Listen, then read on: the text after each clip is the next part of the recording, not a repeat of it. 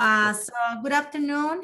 Today is March 31, 2021. So today we are going to interview Mr. Joe, and the topic is how the COVID-19 is affecting in the community of San Antonio, Texas. My name is Ana Juarez. I am a graduate student at UTSA, University of Texas at San Antonio.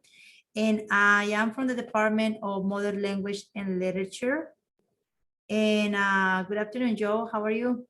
Good afternoon, Anna. Good. Doing fine. Great. Doing fine. So let's start with one of the first questions is you can tell me your name, your complete name, age, and where did you grow up, where you born and grew up? Okay. So my name is Joe Valague. The last name is pronounced Valague. Just turned 57. And I've grown up here in San Antonio all my life. Okay. So you born here? Yeah. What part of town you are from?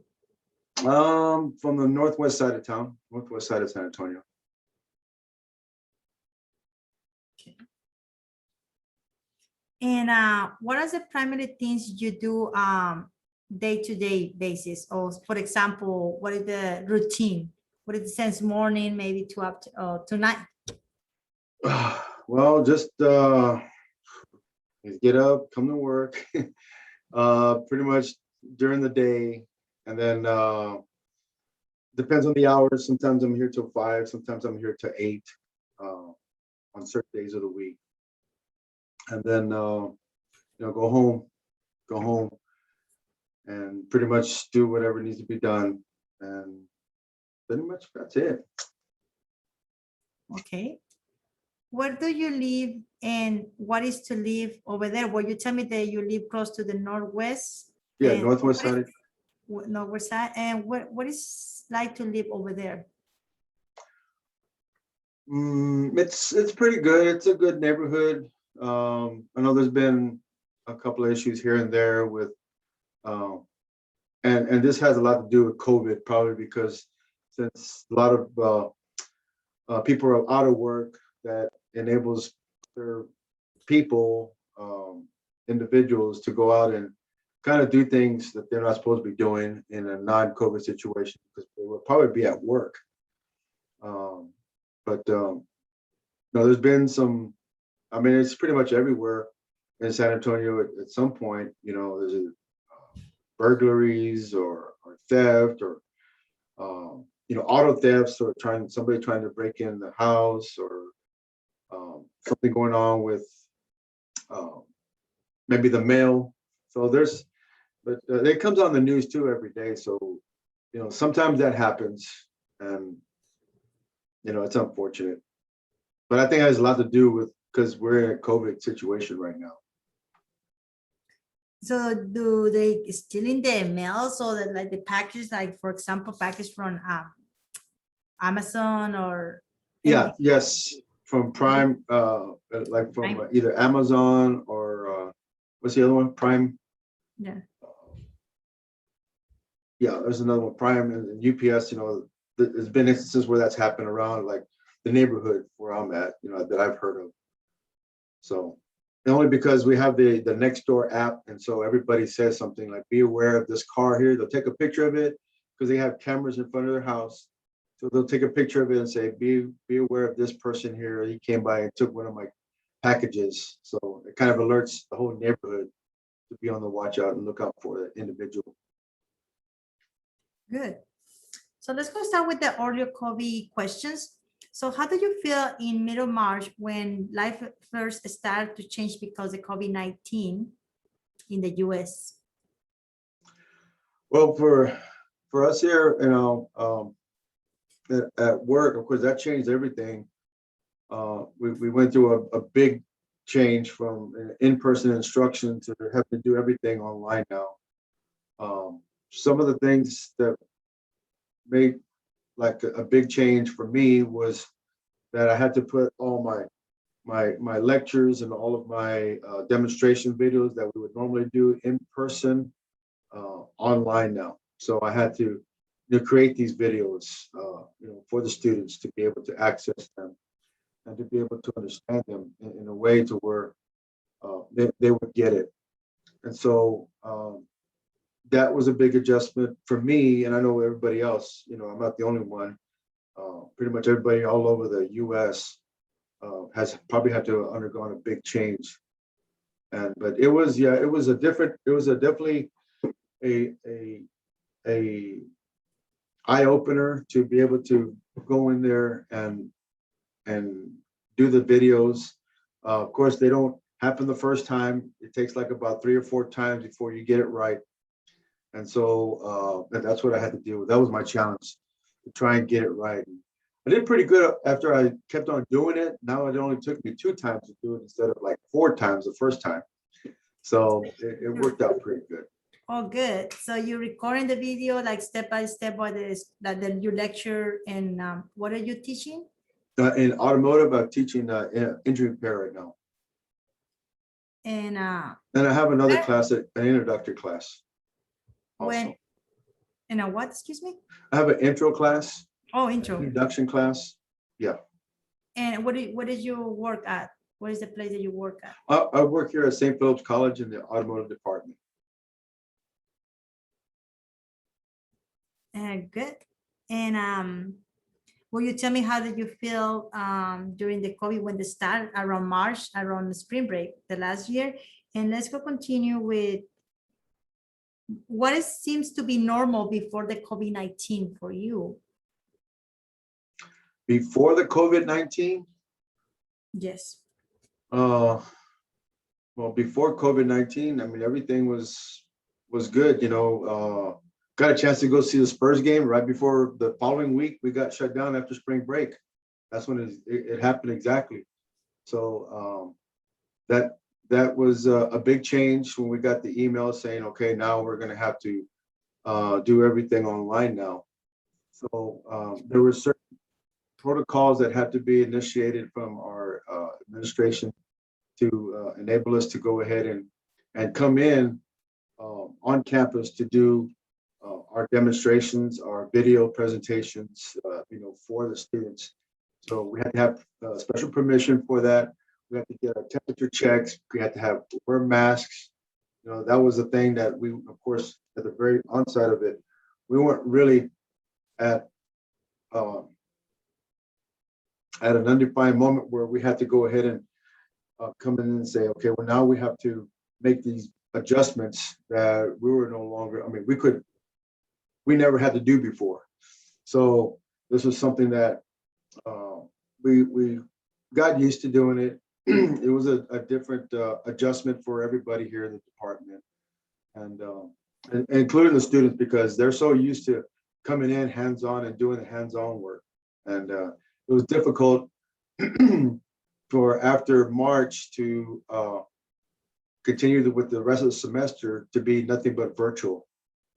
Virtual hands-on, virtual lectures. So it was difficult. It was a difficult time to do that. And then I taught in the summer. But by that time, there were certain measures in place where we limited the amount of class sizes per area that we teach over here. And so we initiated social distancing within the classroom, social distancing within the shop. Everybody had to wear masks. Everybody had to get their temperature checked at the very front. And at first, we were told for the instructors to meet with their students in the front to take their temperature and ask the questions. So I did that summer 1 and summer 2. Right before the fall semester started in 2020, they had actually had, the district had hired, I guess, the work study students to come in and do that for us. So the instructors no longer had to do that, which was great because, sometimes you get students coming in late and then that delays your class time. And so that was difficult because then if I had an 8 o'clock class, we wouldn't get started till like 8:15. And so there was already 15 minutes wasted right there just on checking in students. So now now in 2021, where we're at right now, it's a lot better now because, they all show up when they need to show up. Great. So, and how are they doing this hands-on on mechanics? or repair? How do they do it? Like, do you have a special apps, or students are used to get onto automotive, that you have like hands-on in class? So how do they?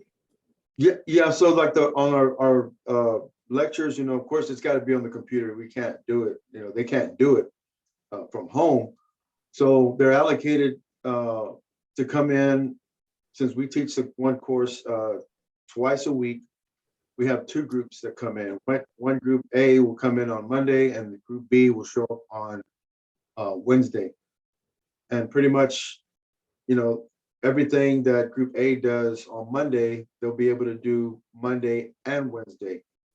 And then everything that group B does, when they come in on Wednesday, they'll do everything they would have done on Monday plus Wednesday, because we have 2.5 hour block schedule for that. So our lectures are online, and that way they have more lab time to do the hands-on work and complete the things that they have to complete for the week. And it's been working out really good for me.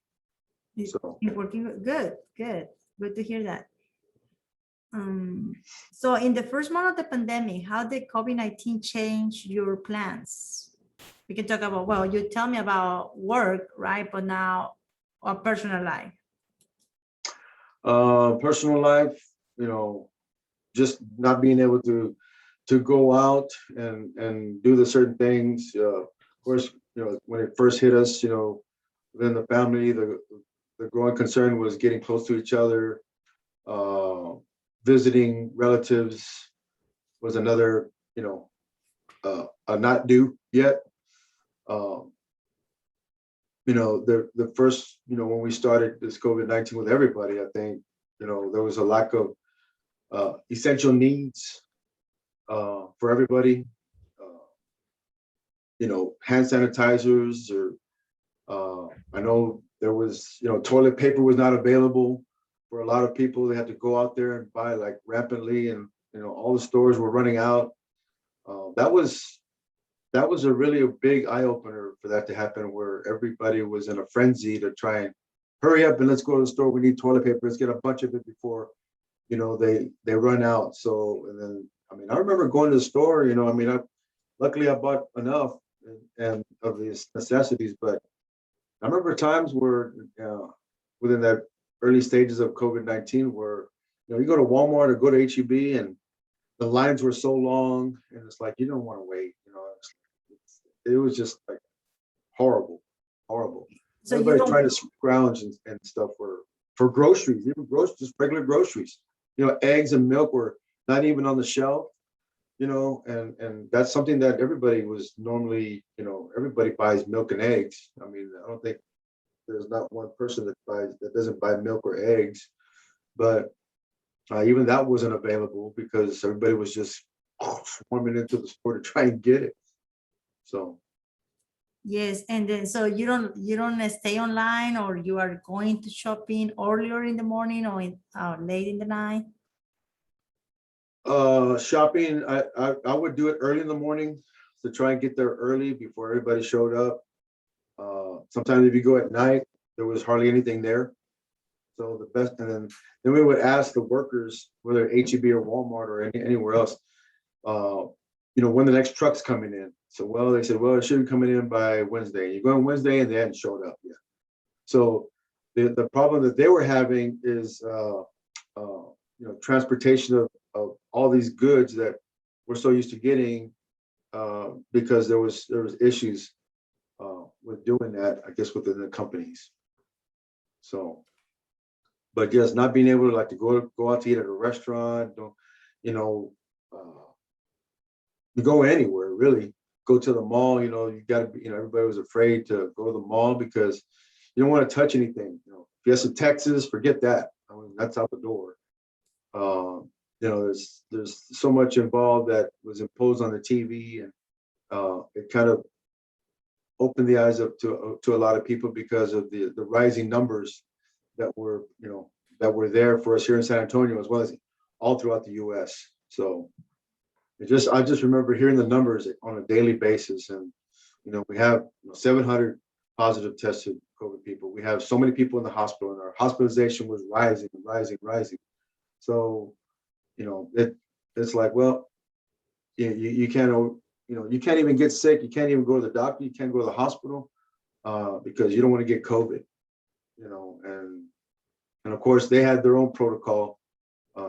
If certain people were in the hospital, then, they would limit, you couldn't even visit them, and that's, you know how that is. That's difficult to do, especially when you have, if you have family members or whatever that are sick and they go to the hospital or they need a surgery or whatever the case may be, and you can't even go to the waiting room. You can't even enter the hospital because at that time they wouldn't let you do it.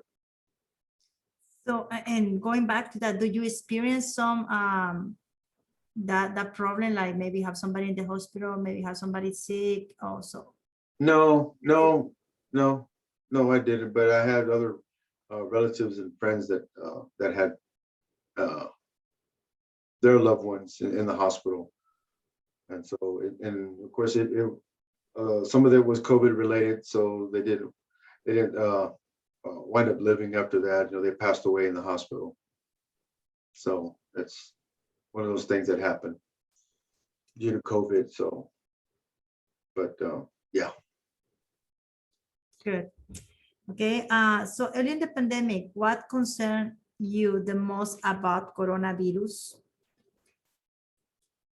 Just the fact that there was people, when they were mentioning about wearing face masks, that some people were wearing them and some people were not at the stores. And some people were at that time listening to our previous president and saying, you can go out there, you don't have to wear a mask. I'm not wearing a mask, and so it's like, okay, if it's okay for him, then it's okay for me. The thing is, if you're not watching the news a lot on an everyday basis now, even now today, still, because we're still not out of the pandemic. I mean, we're getting close because of the widespread of production of vaccines that are out there now more than it was last year. But we're still not out of the woods yet, and I think the face masks still have to be initiated on an everyday basis, especially when you go out in front of people. And hand sanitizing, and we see that in restaurants. It's not at full capacity. They've got tables blocked. For social distancing. There's more signage that's out there than was ever before. So I mean, a lot has changed out there. Okay, and now going back to a little bit about work, about your job. You're telling me that it's affecting in many ways, lectures and doing that. How COVID affected the employee of people within the workplace? Some of them don't like it. Some of them hate to wear masks. Sometimes we wear a mask and we wear a shield over. It gets hot. Sometimes it gets challenging and difficult to work around. This is where you find out exactly if you can overcome any obstacles. And this is definitely a big obstacle for everybody out there working, and especially here in the workplace here. On campus, we have very few people here. Pretty much all the other teachers are teaching online at home. We're one of the 3 different departments that are here on campus to teach on the hands-on portion of it. Everybody else is, and this came from administration above, everybody else is pretty much online at home. So it's been a little challenging, but I already gotten the schedule and used of doing things here this way. So I haven't had any problems, and I try to incorporate different tasks and different methods to try and get students engaged, so that way they can understand how to do certain things, and it builds their interest. They're not, I got to go to class again, or they don't have that attitude with me. So Great, that's good. Bien, and pasando poquito, we're gonna go through continue with the employee. What do you think, or what you hope it will be your work in the future? Now you mentioned something about, okay, overcoming these obstacles or this, what we're going through, but can you describe a little bit more on that? You mean, like you said, mentioned for the future? Well, I'm hoping, my hope is by the end of this year, you know, everybody has their vaccine, and after the CDC, finally does all their tests and recommendations, because that's what we need to listen to is science. We need to listen to more science than the politicians, because the politicians are not, they don't know what's going on right now. And they know what's going on, they're just ignoring it. And so just like we have our governor is telling us, no, you can go to school, we're gonna reopen up all the elementary, high schools, middle schools, and then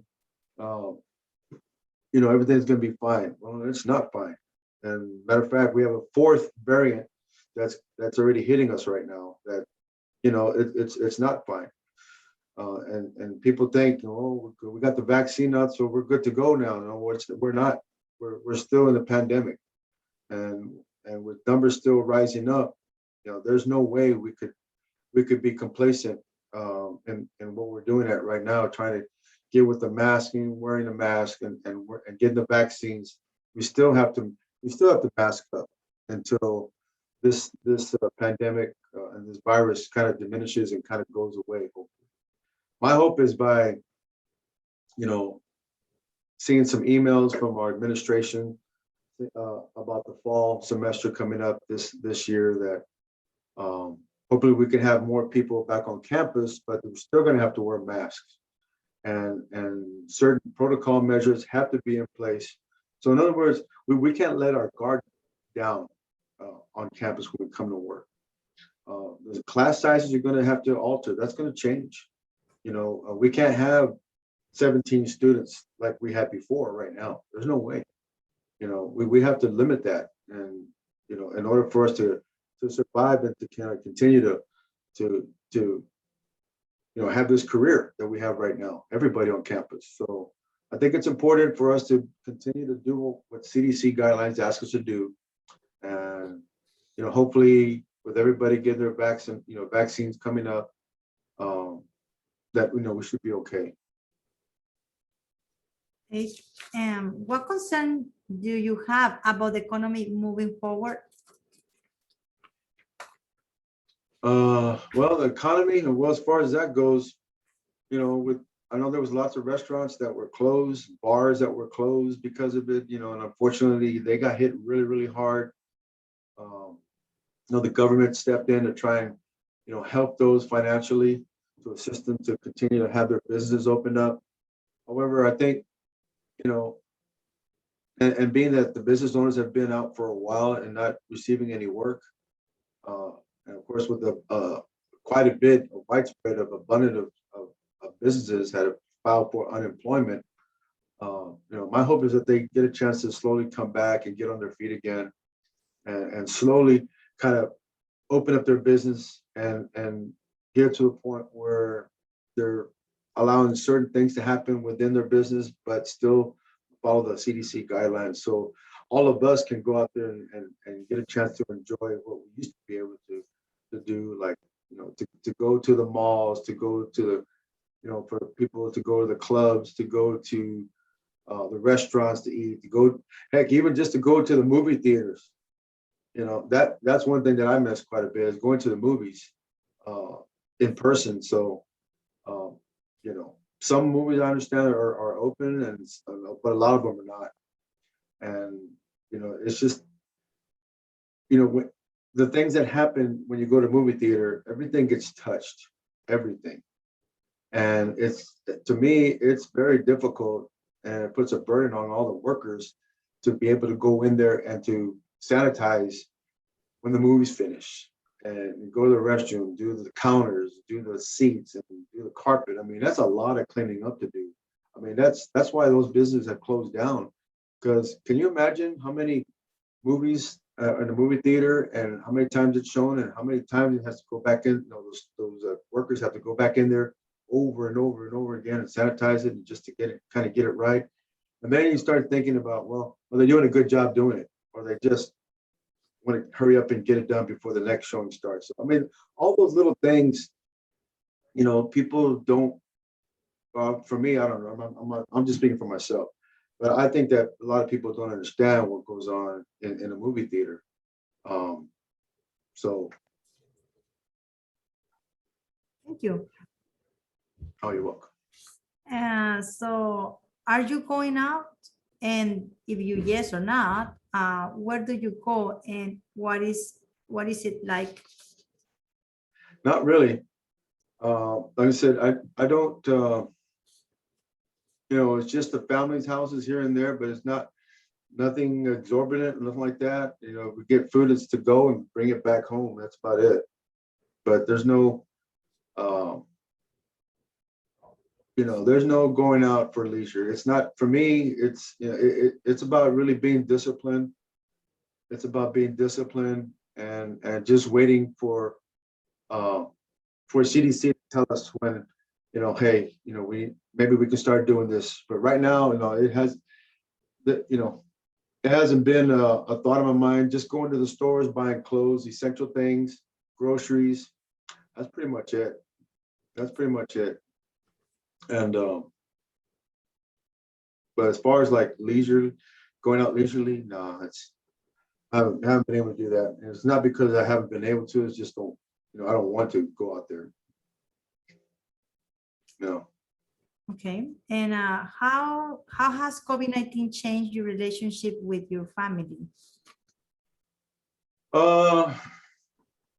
Just to be careful, be more educating them about continuing to wear their masks, getting the vaccine when it's available. That's one of the things that's important that we like to stress and emphasize to them. So always wear your mask, take the hand sanitizer with you. If you're not able to wash your hands, make sure you have that available. And so, I mean, but it's been kind of strict, to not be able to go, like for my little daughter to go to her friend's house, we just can't do that. It's not safe yet. Okay, good. And how you change it, how you see the community with your friends? So you mentioned good thing in here that don't let your daughter go into, another house maybe and play and all that. So can you explain more or you have more examples on that?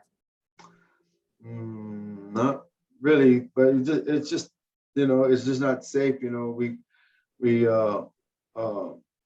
don't want to be congregated so much, especially with other people coming in, within the family, because somebody's sick and they can pass it on to somebody else. Especially when they say they're in their house together and like, okay, let's take off our masks. We're just family. Well, no, because somebody could have it and it could spread out to somebody else. And then somebody else gets it. And then next thing you know, within 5 to 7 days, I start coming up with symptoms, COVID symptoms. And yeah, it's not a good feeling. It's not a good feeling to be able to get that done. So it's just a precautionary measure, it's just being disciplined, which is tough. And like, their CDC director has been explaining and preaching every time, maybe at the end of this year, we'll get a chance to have more family gatherings, as hopefully this virus transpires and kind of goes away, as long as everybody gets their vaccine and does the things that CDC is telling us to do. So I think that's important for everybody. But the problem is people, they're tired of wearing masks. They're uncomfortable wearing masks. And they're like, well, I don't want to wear it anymore. I'm tired of this. Well, I mean, that's up to you. You're the one that's going to be affected by it if you don't wear it. So it's just, people that I've talked to and spoken with, even including here, they're tired of wearing it. But I mean, until this thing goes away, we need to continue to wear it. So this is where I'm saying that's where the discipline comes into play. Or it teaches you to be more disciplined, because now you got to protect yourself and others. Good. Especially the students, when the students come in, we got to you know, a lot of them have, and it depends on who they are. They may have a good immune system or they may not. You don't know.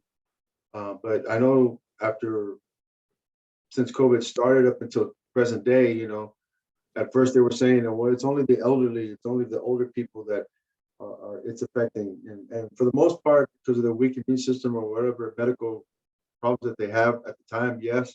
But there's been kids, there's been an infant, there's been a teenager, there's been a 20, 30, 40, 50-year-old that have gone through this COVID and passed away.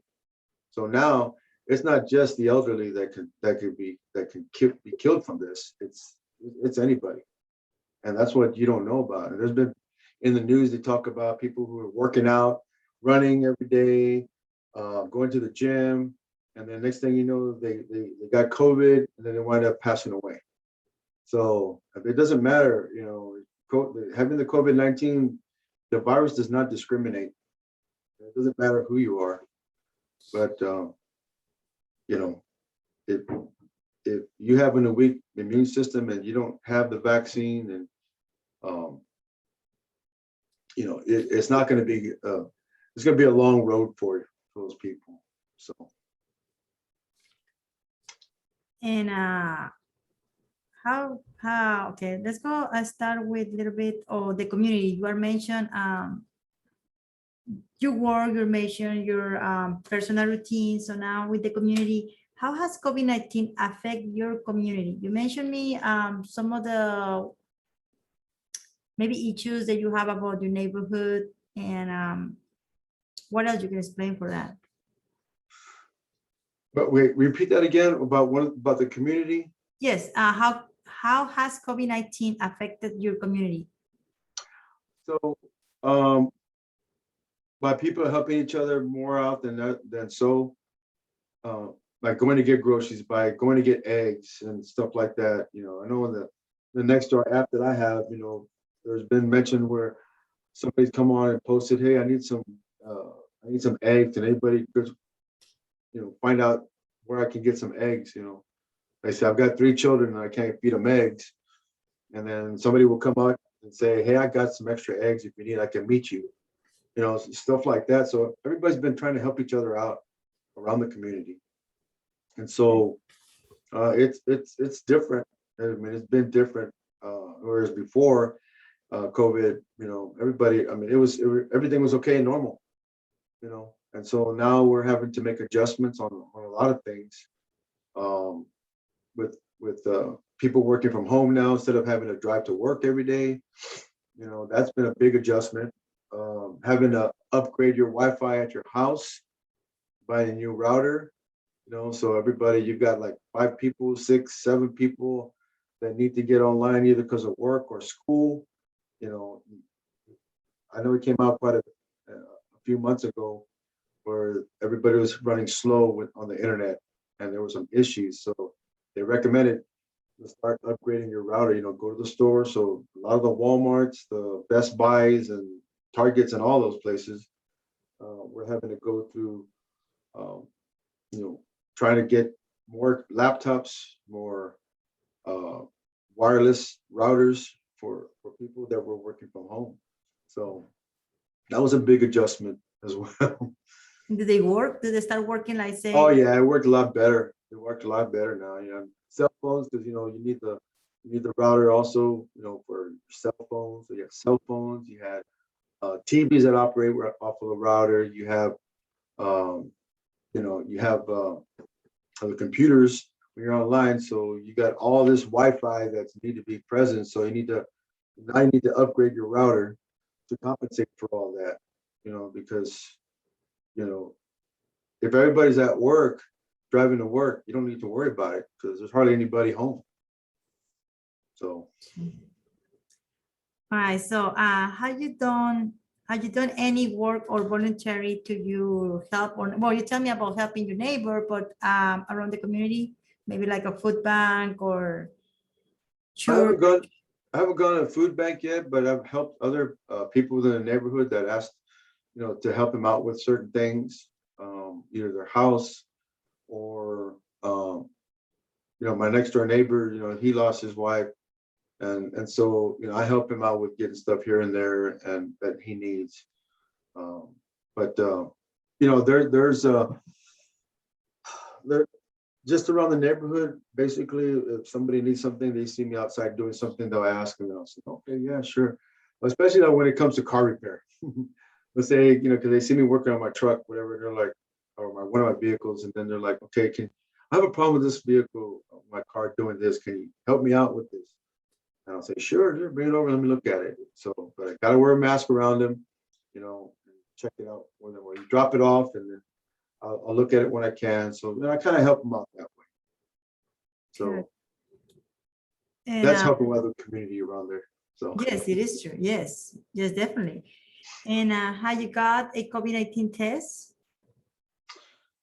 yes, I did back in December, and I did test positive at one time.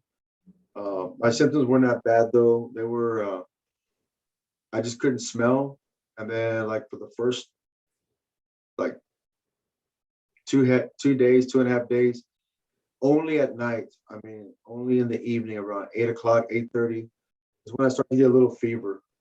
And it wasn't bad. It was just a little fever. But like in the morning and during the day, I didn't have anything, no symptoms, nothing.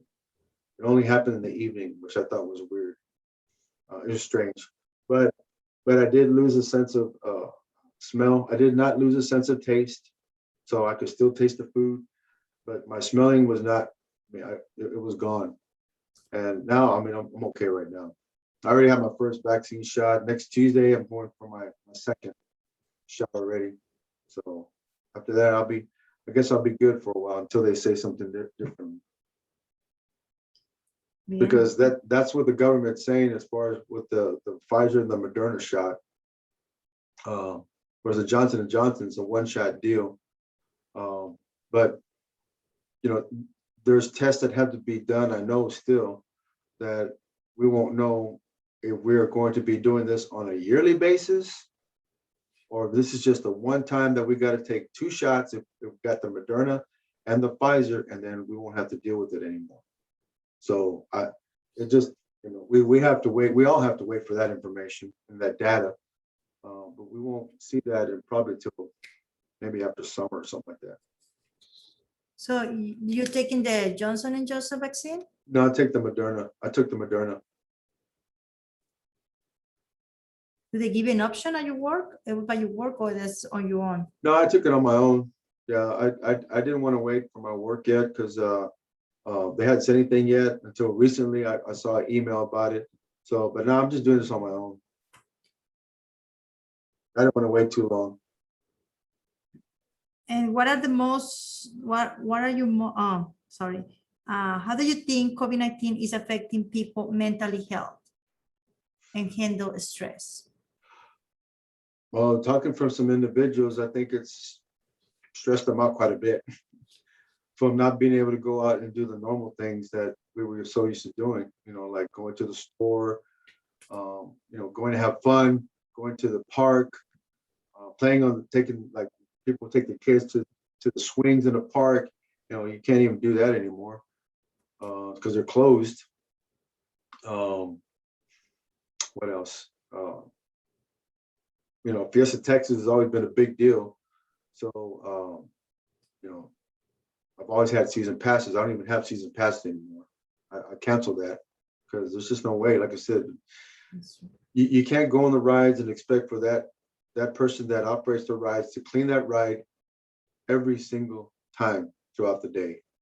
And I know that they reopened back up again, and they're limiting amount of people that go in there to see. So if you're going to limit the amount of people that are going in there and everybody buys season passes, well, you're not going to be able to go. But you're spending money on paying for a season pass, and you're not able to go on the date or time that you want to go. So yeah, it would get frustrating mentally.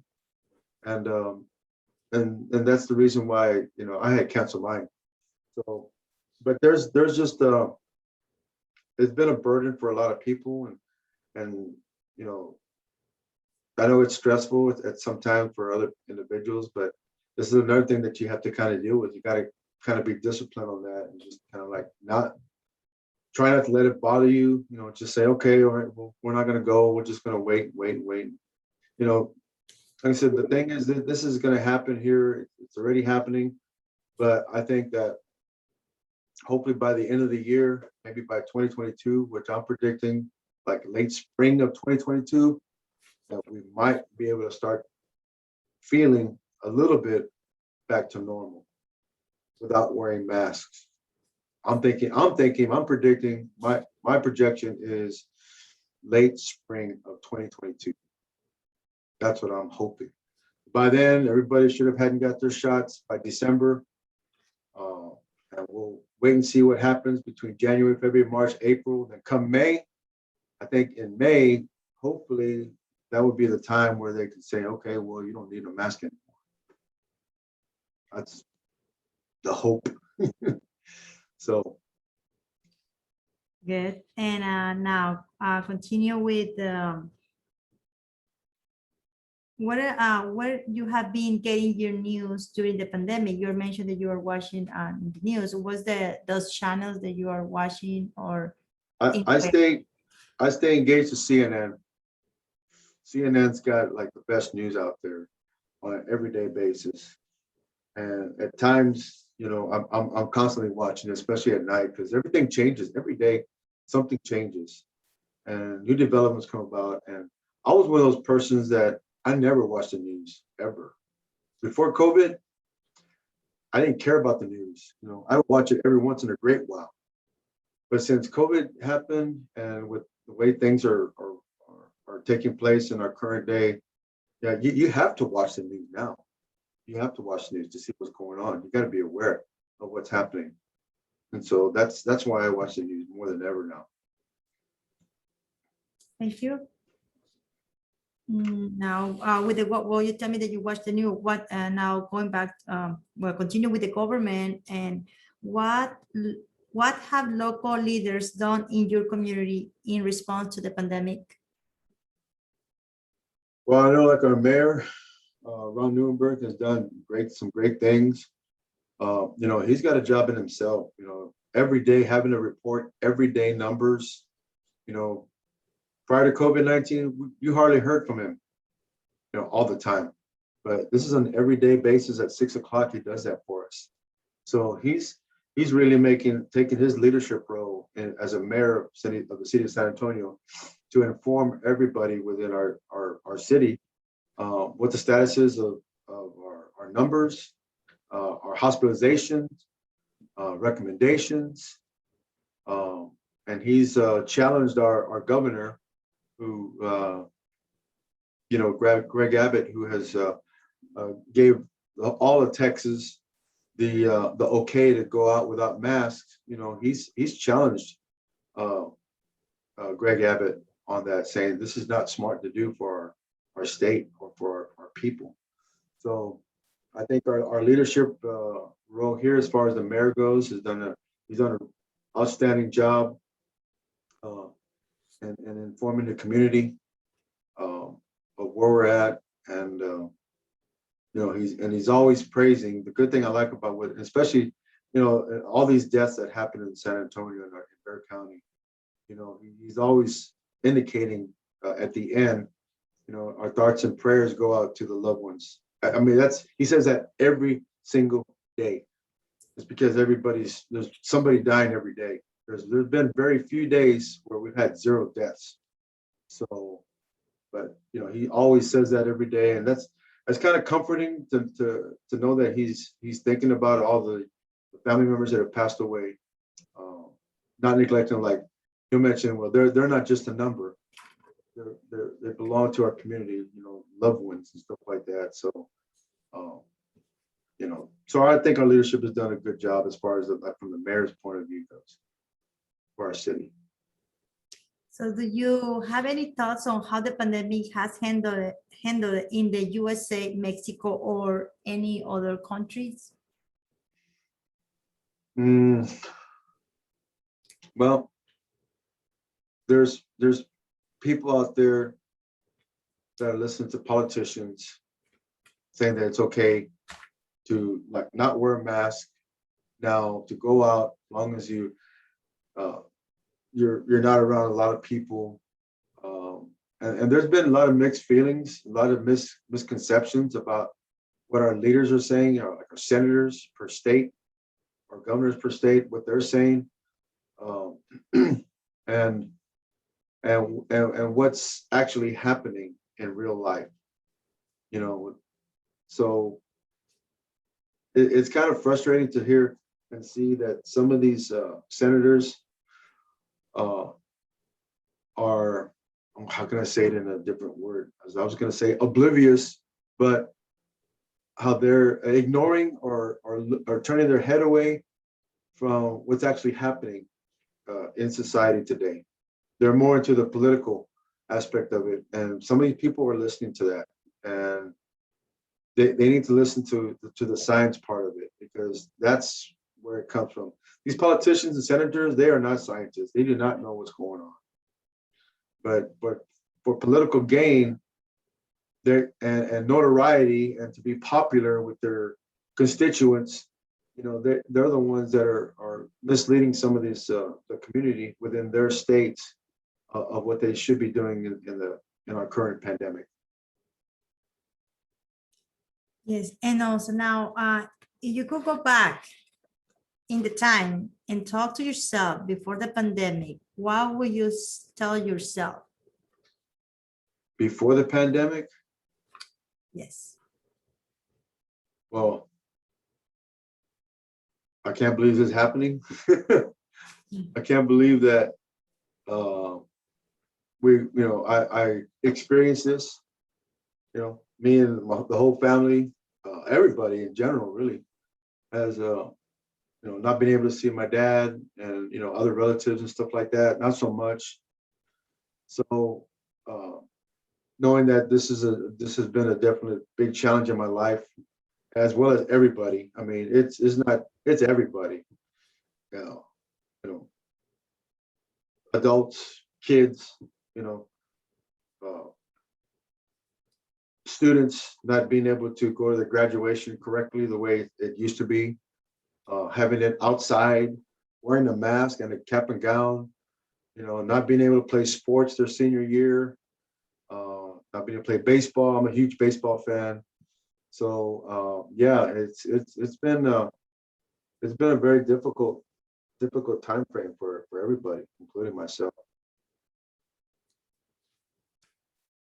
And how has the pandemic changed who you are and how you see the world? It just made me more cautious. Awareness is probably greater now of everything, with being around people, certain people, and it's just something that we all need to be careful with. Who we're around, because like I said, they can have it, they can transmit it to you, and just like you don't know. And so then when if you do get COVID, you're trying to figure out, well, how did I get it? If I didn't wear a mask and I went out and met with a bunch of people, it's like, how did I get it? Who did I get it from? And you're trying to figure that out. It's like, so it's all that stuff should go into the back of everybody's mind in this time frame right now. But I'm good right now. I'm not positive or nothing like that. So I'd like to stay that way. Like I said, I'm very cautious right now. That's what, to answer your question, is currently that brought me to where I'm still able to come to work and not self-quarantine for 14 days.